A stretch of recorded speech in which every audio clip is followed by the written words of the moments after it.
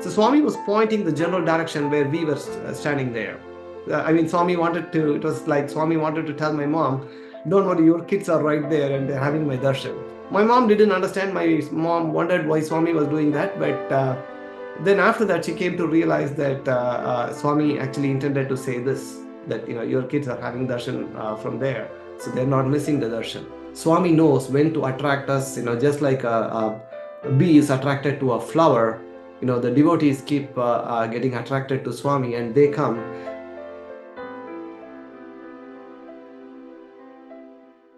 Sairam, dear listeners, welcome to Sai SOUL 100. Our guest today, Brother Vasudeva Rao Aravind, who's joining us from Pittsburgh, Pennsylvania. Sairam, brother, welcome. Thank you for having me. Sairam, please share your story.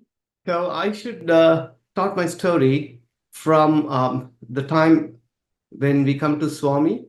I was in my 8th grade, about 13 years old. And that was the time when my father passed away. So at that time, I was 13 years old, and my sister was 8 years old, my younger sister.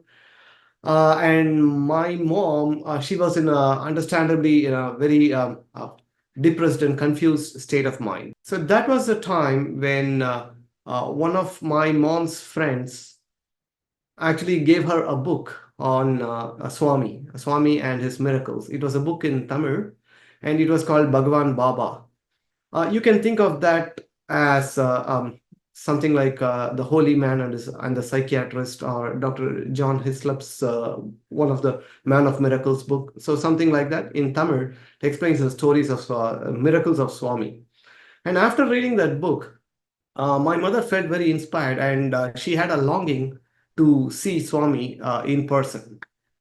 So she had the opportunity to visit and see Swami when Swami used to visit Chennai during those days. My mom had the opportunity to see Swami in Chennai. But she had very rare, very, very far away glimpse of Swami. But so she had the prayer to actually go and visit Swami and see Swami in Puttaparthi.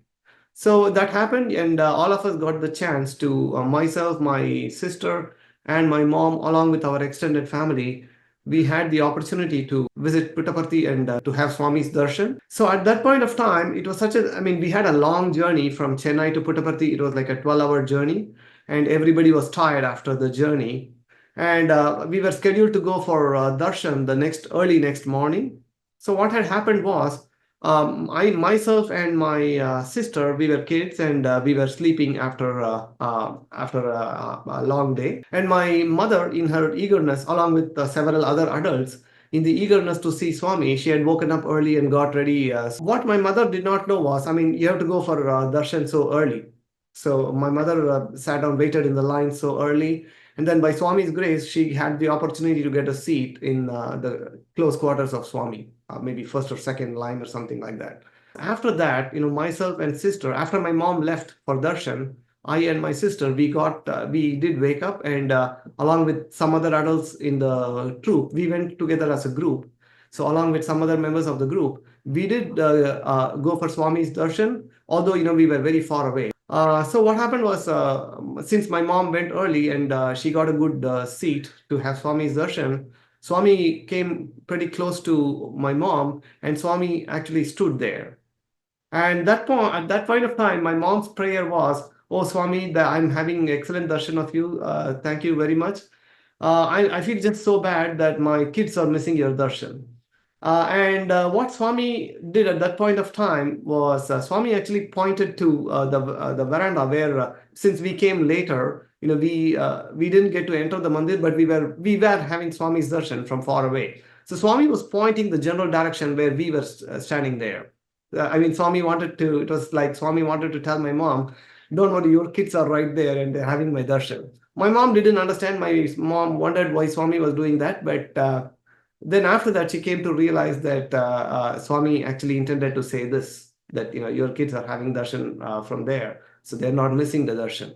So at that point of time, Swami, my mom also saw Swami interacting with several other devotees and also with the students. What struck in her mind was how Swami spent a lot of time with the students. My mom's prayer was that she wanted myself and my sister to be part of Swami's student group. So she wanted that, she prayed to Swami that, Swami, please, I want my children to study with you and get to spend time with you.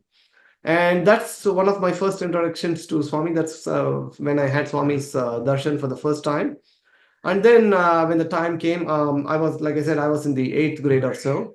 And then after a while, when I came to, when I finished my 12th standard, and then the time came from my college, I went through the admission process, applied to the university, and by Swami's grace, I got selected to study in Swami's institution.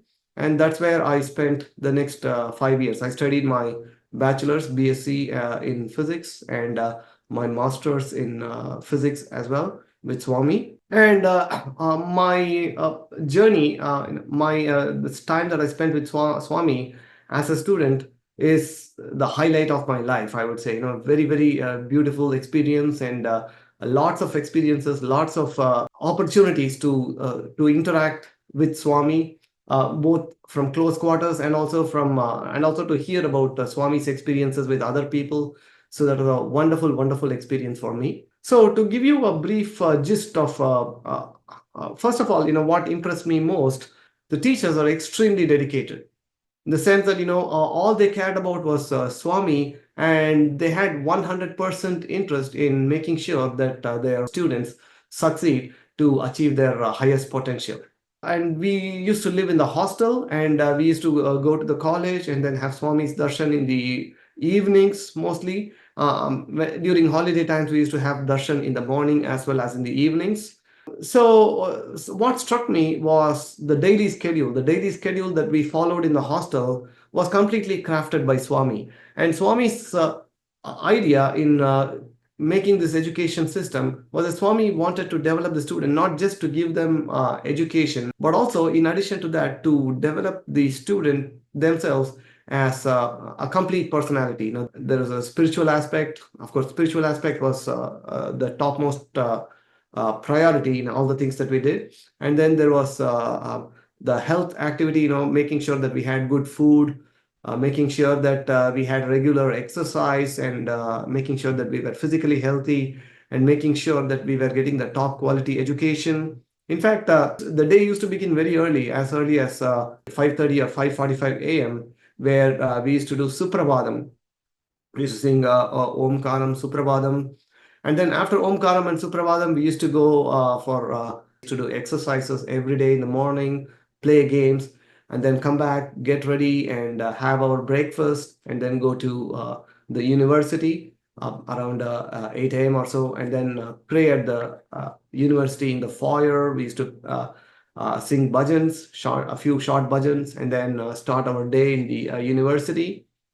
And then at the come back to the hostel for lunch, and then go back for afternoon classes. And at the end of it, after the day is done at the university, we used to go have Swami's darshan every day in the evening. We used to go there for afternoon darshan. And then after darshan time, Swami used to take devotees for interview. And then sometimes when there is time in between one interview and one set of interviews and maybe the other set of interviews, Swami used to come and spend some time with us, And during the time that Swami spent with students, it was absolutely quality time. Swami used to inquire about so many seemingly trivial things, such as, what food did you have in the hostel?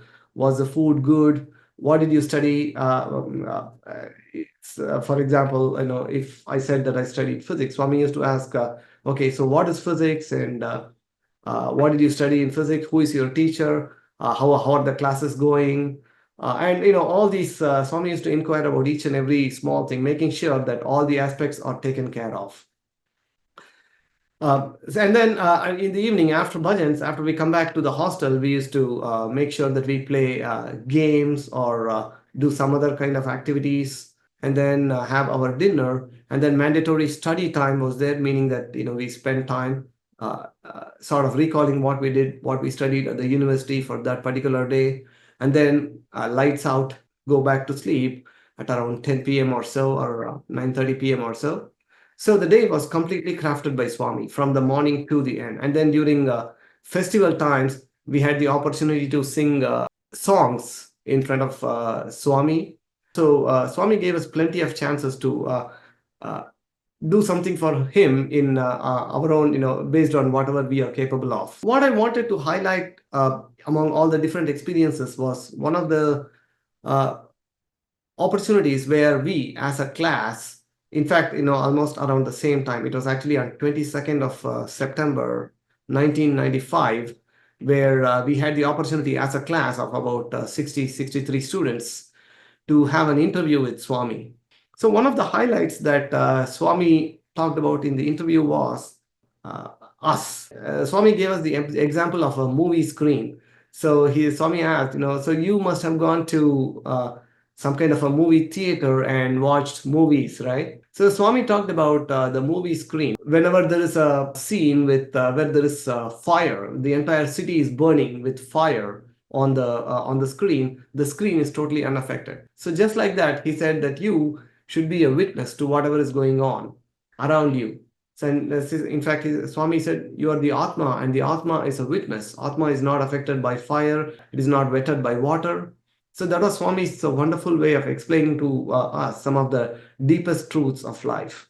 And then Swami started talking about faith and trust, because Swami always talks about faith. And one of us asked about Swami, how to develop faith and how to develop trust. So Swami asked one of the students, what was your date of birth? So he said his date of birth. And then who are your parents? And then he said his father's name, his mother's name, and so on. And then Swami asked, how do you know that you were born on a particular day? Do you remember that you were born on that particular day? And then the student, my friend, he said that, no, Swami, I don't know that. So how do you know that you were born on that particular day? And then he said, Swami, it's because I trust my parents. And at that point, Swami said, yeah, that is the kind of trust. So that is the kind of trust and faith that you should have in God. Right? A very simple way of putting it, some of the deepest truth of love, some of the deepest truths of life. And that is what is wonderful about Swami. Swami can take some of the deepest truths in life and he can make it understandable to the audience that he's talking to. So, long story short, I wrote the admission exam, and then I got selected to study with the Swami's institution. And then I was there. And one time, my mom came to visit me. And then my mom had this thought, stating that, okay, so I talked to my son. I know my son is happy over there. But the question is Swami happy with my son? That was, the immediate question that came to my mom's mind. And so she wanted to know as well. So she asked Swami, Swami, are you happy with my son? And what happened was, after that, my mom came again to visit me in my hostel. So the way it works is you send word to somebody, you say that my mom comes, and my mom says, hey, I please want to meet my son. His name is so and so, and he's in such and such a room, and so on. Right. So just like that particular day as well, my mom sent word through somebody, and in the meantime, my mom was waiting for me just outside the hostel. It turned out that in the meantime, somebody came and talked to my mom. So my mom asked, who are you? And he said, I'm a gardener who works for this hostel. And then the gardener apparently asked my mom, who are you waiting for? So my mom said, I'm waiting for Aravind. He's my son. And then the gardener said, oh, I know him. He's a manchia boy. That's what he said. He's a good boy. Yeah, that's what he said. And then my mom said, I'm not sure this particular Arvind that I'm talking about, because he has been here only recently. He has been here only a few months. So I'm not sure if it's the same Arvind. No. I know him. He comes here. I've seen him around, and he's a manchi abai. That's what he said. And then that's all. And then by the time I came back, and then the gardener left, and then I continued chatting with my mom. Then my mom told me, who is this person, and then I told him, first of all, I don't know of any gardener that comes to the hostel. And second of all, there is no particular gardener that I know in particular. My mom wanted to know if Swami is happy with me, and my mom, according to my mom, it's Swami coming her and telling her that okay, I'm happy with your son as well. So when the desire is deep, when the prayers are strong, Swami answers our prayers in his own ways. So these kind of incidents, Swami keeps showing his presence to us. It can be this kind of an incident, or it can be something that where we think in our mind, and then there something shows up in front of you, and it says just do it. Things like that. These kind of subtle messages, these kind of simple messages that Swami sent in a very timely manner, that only makes sense to us, that only is understandable to us. I think these are the great ways in which Swami communicates, and these things make our day, it makes our relationship special. Given the top quality education that is provided at Swami's institution, everything that was provided was completely free of cost. And given the facilities that you see there, the top quality labs, the top quality professors, the top quality facilities, doesn't happen anywhere else in the world. And this happens only because of Swami's love for students. And it's only Swami that can take our love. Swami knows when to attract us, just like a bee is attracted to a flower. The devotees keep getting attracted to Swami, and they come. Swami's organization, it's just pure love, and there's no currency involved, and it's only Swami can do this out of pure love. So after I graduated from Swami's institution, I got selected to serve as a scientist in Institute for Plasma Research, Gujarat. Even after that, I was thinking to myself whether I should stop here, or should I continue my further studies to do a PhD. I did my bachelor's and master's in Swami's institution. And then I was asking Swami, and Swami, by way of my own desire inside myself, Swami prompted me to do higher studies and come to United States. And that's how I came to Pennsylvania. I came to Penn State for my graduate studies. And then after coming here to graduate studies, even after coming to America, I had no relatives in America. It was actually completely a miracle. But by Swami's grace, I came here with a fellowship, and Swami has completely sustained me financially and otherwise in the United States, despite my very humble family background. After coming to Penn State, I got introduced to the Pittsburgh Sai Center through some very good friends of ours. And from then on, we have been members of the Pittsburgh Sai family, and both myself and my wife and my kids, we have been here with the Pittsburgh Sai family. And my wife has been serving here as an SSC teacher. Quite recently, Swami has given me the opportunity also to serve as an SSC teacher in the Pittsburgh Sai family. And we are so ever grateful to Swami for all that he has given us and keeps giving to us. Sairam, Brother Vasudeva, thank you so much for sharing this beautiful journey of your life, where beginning with your mother seeking to see Swami, right, at a time of very difficult time for her, for all of you. And Swami came into your life to possibly fill or comfort you during that time. And with you having darshan of Swami and really answering your mother's prayer, that you got into Swami's school, and your journey has been one of complete miracle. And he certainly has given that attention to detail, right? Given that attention detail to you, your life journey. Just by witnessing how wonderful he is towards the students, you have started imbibing that also in your life. And it's come to a full circle, right? You graduated and then you moved to the US for further studies, but you are now also an SSC guru to kind of give back and bring out everything that he had taught you. Thank you. And thank you for the opportunity. Thank you for having me. Sairam. Sairam, dear listeners, thank you for listening to Sai Soul 100 with Brother Vasudeva Rao Aravind. I'm Prabha Swaminathan. Until next time, Jai Sairam.